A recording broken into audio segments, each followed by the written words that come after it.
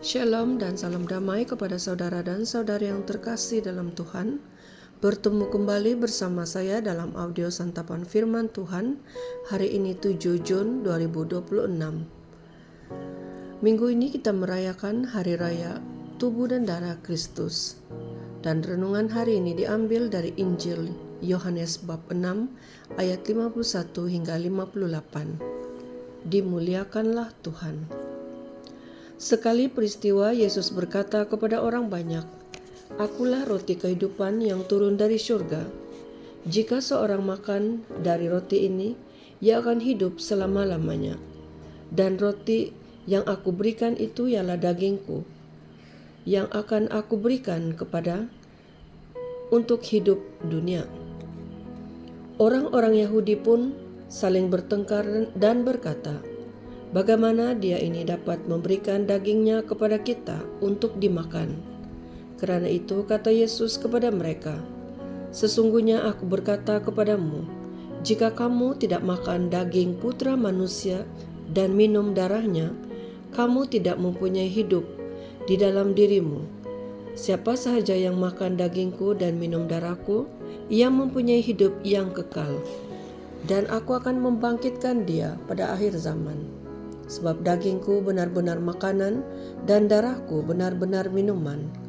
Siapa sahaja yang makan dagingku dan minum darahku, ia tinggal di dalam aku dan aku di dalam dia. Sama seperti Bapa yang hidup mengutus aku dan aku oleh Bapa. Demikian juga siapa sahaja yang makan aku, ia akan hidup oleh aku. Inilah roti yang telah turun dari surga, bukan roti seperti yang dimakan oleh nenek moyangmu, dan mereka akan mati. Siapa saja yang makan roti ini, ia akan hidup selama-lamanya." Injil Tuhan. Terpujilah Kristus.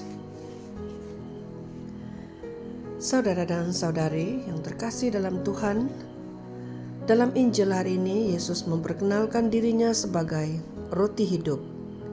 Yesus bukan hanya sekadar memberi roti untuk mengenyangkan perut manusia, tetapi memberikan tubuh dan darahnya sendiri sebagai makanan rohani yang membawa kepada kehidupan kekal. Pada zaman Yesus, ramai orang sukar menerima ajaran ini. Mereka bertanya bagaimana dia dapat memberikan dagingnya untuk dimakan. Namun Yesus tidak menarik balik kata-katanya. Sebaliknya, dia menegaskan bahwa sesiapapun yang makan tubuhnya dan minum darahnya akan mempunyai hidup yang kekal. Dan melalui sakramen Ekaristi, Yesus sentiasa hadir bersama dengan kita.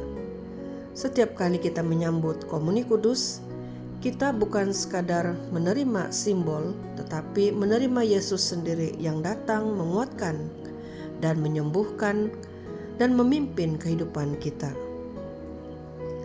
Saudara dan saudari yang saya kasihi, pengajaran daripada Injil yang kita pelajari hari ini, yang pertama, Yesus adalah sumber kehidupan sejati. Ramai orang selalu mencari kebahagiaan melalui uang, pangkat, atau kesenangan dunia. Namun semua itu tidak dapat memuaskan hati manusia sepenuhnya. Hanya Tuhan yang mampu memberikan kedamaian, harapan, dan kehidupan kekal sebenarnya. Oleh karena itu, janganlah kita hanya mencari makanan untuk tubuh badan kita saja, tetapi juga makanan untuk jiwa melalui doa, sabda Tuhan, dan Ekaristi. Dan yang kedua, Ekaristi menyatukan kita dengan Kristus. Yesus berkata, "Barang siapa makan dagingku dan minum darahku, ia tinggal di dalam aku dan aku dalam dia." Setiap kali kita menerima Komuni Kudus dengan iman, hubungan kita dengan Kristus akan menjadi erat.